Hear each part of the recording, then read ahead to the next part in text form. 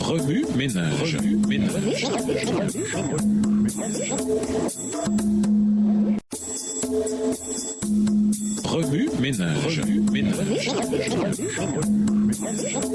Bienvenue à votre émission. Remue ménage. Nous voilà à la leçon de dimanche. Intérioriser, on creuse davantage. Notre compréhension actuelle de la divinité a probablement pris plus de temps à se développer que n'importe quelle autre doctrine de l'Église adventiste. Bien que nous ayons aujourd'hui une vision large qui prend en compte les différents textes bibliques sur le sujet ainsi que leur contexte, la nature de Dieu sera un sujet d'étude et de réflexion approfondie pendant toute l'éternité, voir Job 11, verset 7. La grandeur de Dieu dépasse notre entendement fini. Pour nous, c'est un sujet d'exploration inépuisable. Au premier jour de l'adventisme, les principales divergences de vue concernant la divinité tournaient autour de deux questions. Premièrement, Jésus est-il Dieu ou un être créé ? Certains interprétaient les mots « fils unique », Jean 3, verset 16, comme signifiant que Jésus avait eu un commencement et du coup n'était pas éternel. Deuxièmement, le Saint-Esprit est-il un être de sorte qu'il fait partie de la divinité ou n'est-il qu'une puissance ? Selon un point de vue d'alors, le Saint-Esprit faisait référence à la puissance omniprésente de Dieu et non à un être réel. Dans les années 1840, 1850 et 1860, certains pionniers bien connus et respectés tels que James White, Joseph Bates, Uriah Smith et J.N.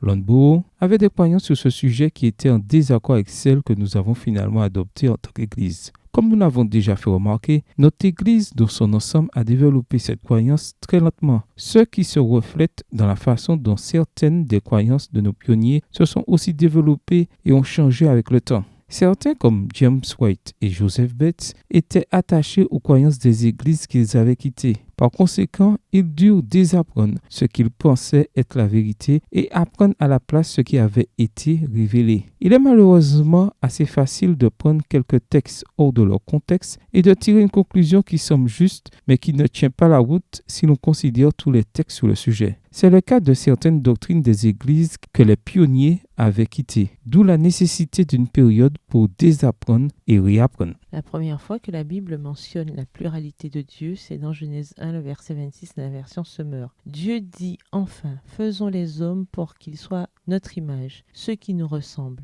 Les mots nôtre et nous sont bien sûr pluriels, indiquant que le titre de Dieu est attribuable à plus d'un être. Le Nouveau Testament décrit en ces termes l'œuvre de création accomplie grâce à un partenariat étroit entre le Père et le Fils. Dieu a créé toutes choses par Jésus-Christ. Éphésiens 3, le verset 9 dans la version Osterwald. Le récit de la Genèse mentionne spécifiquement la présence de l'Esprit de Dieu au début de la création. Genèse 1, le verset 2. Dans les versets décrivant la création, nous voyons le Père, le Fils et le Saint-Esprit travailler ensemble dans un seul but. De même que le trio céleste a travaillé ensemble lors de la création, le Père, le Fils et le Saint-Esprit travaillent en étroite collaboration dans l'œuvre de la rédemption. Jean, le chapitre 14, décrit les trois personnes de la divinité, s'unissant dans le but de sauver l'humanité perdue. Chaque membre du Dieu train a des responsabilités légèrement différentes, mais chacun contribue au même objectif. Jésus relie le ciel à la terre en nous préparant une place au ciel, versets 1 à 3, en nous révélant le Père et en nous donnant accès au Père, versets 6 à 11. Le Père nous a envoyé deux aides, Jésus et le Saint-Esprit, versets 16 et 26. Lorsque Jésus a quitté les disciples et est retourné au ciel, le Père a envoyé le Saint-Esprit pour combler le vide occasionné par ce départ et assurer une présence divine constante. Grâce à la présence du Saint-Esprit, les disciples bénéficièrent davantage de l'absence de Jésus que de sa présence physique ici-bas. Jean 16, verset 7. Tout au long des chapitres 14 à 16 de Jean, Jésus fait constamment référence au Saint-Esprit en utilisant les pronoms personnels « il » et « lui », soulignant ainsi que le Saint-Esprit est plus qu'une chose. Le Saint-Esprit est une personne distincte au sein de la divinité. Parfois, dans ces chapitres de Jean, Jésus et le Saint-Esprit sont décrits comme allant dans deux directions opposées. Jésus retourne au ciel tandis que le Saint-Esprit, lui, est envoyé sur la terre. De nouveau, cela montre clairement que le Saint-Esprit est une personne distincte. séparés de Jésus. Remue-ménage, revenez à votre texte écrit et étudiez le passage. Encerclez les mots ou expressions ou idées répétées. Soulignez les mots ou expressions qui sont importants et qui signifient quelque chose pour vous. Reliez par une flèche les mots ou expressions aux autres mots expressions associés ou connexes. Quels éclairages particuliers vos notes semblent-elles indiquer dans l'ensemble? Mémorisez votre verset préféré tiré de Jean 14, versets 1 à 24. Écrivez-le plusieurs fois pour vous le rappeler plus facilement. Que pouvons-nous faire pour nous assurer que nous étudions la Bible de manière globale et non de manière sélective sur n'importe quel sujet donné? Quelles sont les différences entre Jésus et le Saint-Esprit? Les similitudes. Au revoir. Et à demain si Dieu veut.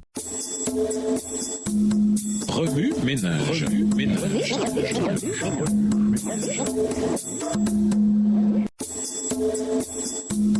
Remue ménage. Remue ménage.